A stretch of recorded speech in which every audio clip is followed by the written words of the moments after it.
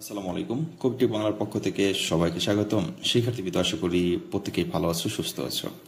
HSC vocational একাদশ শ্রেণীর যে পরীক্ষা বা দ্বাদশ শ্রেণীর যে পরীক্ষা, এইচএসসি ভোকেশনাল 2024 বাংলা 2, তোমরা এই রিলেটেড যারা পরীক্ষা দিবা কারিগরি শিক্ষা বোর্ডের অধীনে, বিএম শাখা থেকে, ডিপ্লোমা ইন কমার্স থেকে, ভোকেশনাল শাখা থেকে, বাংলার আজকে গদ্য বিভাগ থেকে 5টা ইম্পর্টেন্ট সৃজনশীল তোমাদের দেখানোর চেষ্টা করছি। এই 5টা ইম্পর্টেন্ট সৃজনশীলের গঘয়ের যে নিয়মটা আছে, এই ধরনটার সৃজনশীল তোমাকে শিখতে হবে।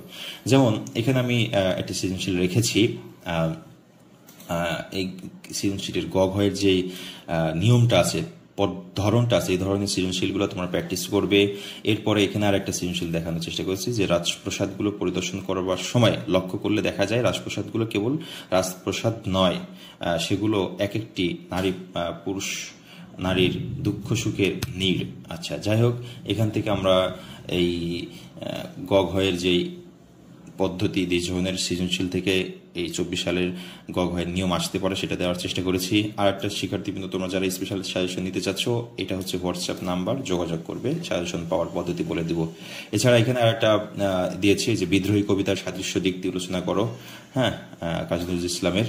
তারপর আর একটা সৃজনশীল, এখানে 4 নম্বর সৃজনশীলটা একটু খেয়াল করে দেখো যে এখানেও গঘয়ে যে দুটা নিয়ম দিয়েছি মোস্ট ইম্পর্টেন্ট, শিখতে হবে। 5 নম্বর যে সৃজনশীলটা আছে এটাও, হ্যাঁ। আচ্ছা, তো এখান থেকে টোটাল 5টা সৃজনশীল দেখানোর চেষ্টা করেছি পদ্য গদ্য মিলিয়ে। এই 5টা সৃজনশীলের গ এবং ঘ যে ধরনের প্রশ্ন আছে, এই ধরনের প্রশ্নগুলো তোমরা পড়ে শেষ করে নিবে। ওকে, সবাই ভালো থাকবে, সুস্থ থাকবে, কবিটি বাংলার সাথেই থাকবে।